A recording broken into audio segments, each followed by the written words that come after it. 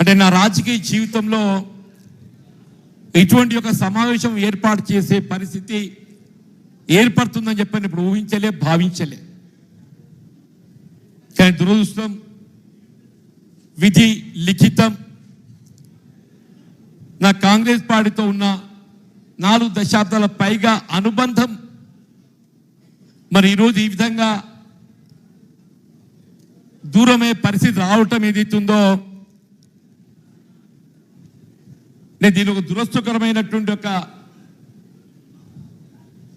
సంఘటనగా జీర్ణించుకోలేని పరిస్థితులలో కొన్ని సందర్భాలలో మనకు